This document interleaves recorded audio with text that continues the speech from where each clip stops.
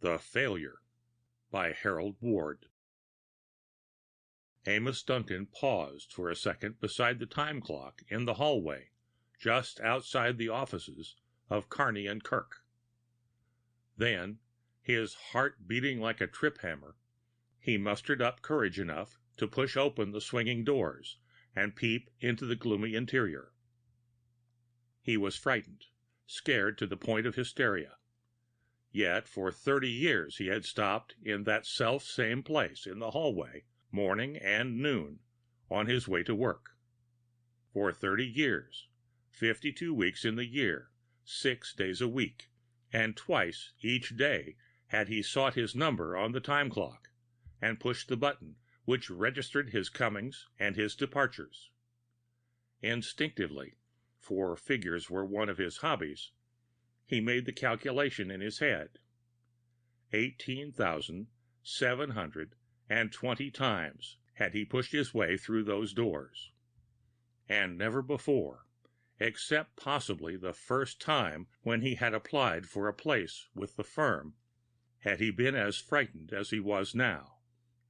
For this was the first time he had ever come to rob. Getting a grip on himself, he entered the big office on tiptoe. An office covering nearly 1/4 of a city block, yet he knew that old Bill Judkins, the watchman, would be making his rounds out in the factory at that particular hour. It was part of his daily work to check up the dial on the night watchman's clock. He knew that the old man traveled as true to schedule as a mail train. He halted just inside the doors and listened, his eyes taking in every one of the familiar details. From where he stood, he could discern the dark shapes of rows and rows of desks, each identical in size and finish with its mates. Around two sides of the big room were innumerable cubbyholes of offices, divided from each other by ground glass partitions, extending 2/3 of the way to the ceiling. During working hours, they housed the elite of the office world, the men and women who had pushed their heads above those of their fellows. His own desk was second from the front in the second row from the right, just inside the cashier's cage, a huge affair of wire netting and glass.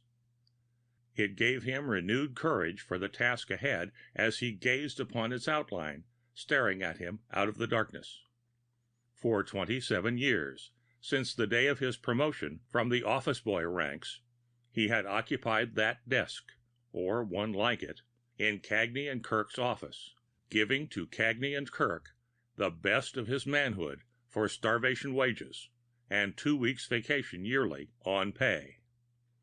Others had gone over his head, scores of them, men no better fitted than he, young cubs with pull or college education. He had long since given up hopes of promotion. He had reached the point where he was a mere cog in the machine, a fizzle and a failure. In 99 cases out of every 100, when a man goes wrong, a woman is responsible. In Amos Duncan's case, the woman was Mrs. Amos Duncan. A downtrodden cog in an office machine, the man with little force of character in the beginning, henpecked at home and abroad, Duncan held to the firm opinion that his wife had conferred a favor upon him by marrying him. The fact that he had rescued her from a life of drudgery in the shipping room of the factory changed his opinion not one iota. Nor did Mrs. Duncan fail to keep his memory refreshed whenever opportunity offered itself. Amos Duncan longed to appear as a hero in the eyes of his wife. It had taken him 2 years to screw up his courage to the point of robbing Kearney and Kirk. Yet he had planned the affair so often that he knew he would be absolutely above suspicion. And with the money once in his hands, he would hide it until all memory of the affair had blown over, and then, with a carefully concocted story of a lucky speculation on change, resign and migrate to some distant city to spend his declining years in ease with the lady who had assumed his name. Kearney and Kirk always paid off in cash. Duncan knew that there was close to $50,000 in the vault, ready to go into pay envelopes in the morning. As assistant cashier and one of the old-timers with the firm, he had been entrusted with the combination. He had read that skilled burglars were able to open vaults by listening to the whirl of the mechanism. A rag saturated with alcohol would do away with telltale fingerprints. The police would think the robbery the work of a professional. Still walking on his toes, he worked his way through the maze of desks to the big vault in the rear of the office behind the cashier's cage. Taking a tiny flashlight from his pocket, he pressed the button and allowed the stream of light to play over the dial while he manipulated the affair with fingers that trembled as from the ague. It refused to work. In his nervousness, he had gone past the number. He took a deep breath, and with the sweat standing out in great beads upon his face, attacked the job again. Someone was entering the office through one of the rear doors leading from the factory. He stopped for a second. Then, as he heard the footsteps coming toward him in the darkness, he leapt outside the cage and drew his revolver. He had never fired a gun in his life. He had bought this one, a cheap, second-hand affair, merely as a matter of precaution and because he knew that burglars always carried such weapons. From out of the darkness came a flash, a report. A bullet sped past his head and flattened itself against the vault door. It must be Judkins, the faithful, had heard something suspicious and had entered. The realization of his mission in the office at that time of night stopped him involuntarily. He gave a little squeak of fear. A second bullet passed unpleasantly near. Instinctively, just as a cornered rat will fight, so his finger pressed the trigger of his own gun. He fired aimlessly in the general direction of the other, dodging from desk to desk, knocking over chairs. He was in a panic of fear. The other's fire ceased suddenly. From out of the darkness across the great room came a dull, throaty cry. Something metallic jangled against the tiled floor. An instant later, it was followed by a heavier body, a body that crashed against a desk as it dropped. Duncan leaped through the folding doors and out into the hallway again. To unlock the outer door and dash out into the sidewalk was but the work of an instant. Around the corner, he heard the shrill whistle of the policeman on the beat, as, attracted by the shots, he came lumbering along, signaling for his mate. He dodged into the shadow and turned into the alley. Behind him, he could hear the policeman hammering on the office door with his nightstick. From 2 blocks down the street came the sound of another whistle. In the distance, a third shrilled, proving that reinforcements were on the way. Mrs. Duncan was sleeping soundly when he arrived home after a round trip through the alleys and side streets. Letting himself into the house with his passkey, he hastily sought the security of his own room. So far as he knew, no one had seen him either going into the factory nor leaving it. But God, what a fizzle he had made of the affair! And there was blood on his hands, the blood of poor old Judkins. What had he gained? Nothing. Absolutely nothing. He paced the floor, every nerve tingling. He wondered. Poor old Judkins. And he had a crippled wife, too. With Judkins gone, she would have to go to the poorhouse. It was something that he had not foreseen.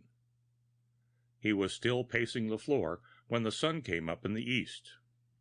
In the other room, he heard Mrs. Duncan getting up. In less than 2 hours, he would have to go to the office. Of course, no one would suspect him, but... He could hear Mrs. Duncan rattling the pots and pans in the kitchen when the doorbell rang. He opened the bedroom door a crack and peeped through as she answered the summons. A gruff voice was asking for him. He heard her admit the visitors, there seemed to be 2 of them, when she called shrilly up the stairway for him. He knew that they were detectives from their heavy tread. They were after him for killing Judkins. His brain was in a whirl. Yet he wondered how it happened that they associated him with the crime. He had been so careful, too. Probably he had dropped something in his mad rush to the outer door. He could never face the music. And Mrs. Duncan, what would she say? He couldn't tell her that he had gone to the office to rob the vault for her sake and had made a failure. The gun lay in the bureau drawer where he had tossed it. He picked it up and broke it open. The chambers were all empty. He had used every cartridge in killing poor Judkins. From downstairs came a buzz of conversation. Mrs. Duncan shrieked. He heard his own name mentioned.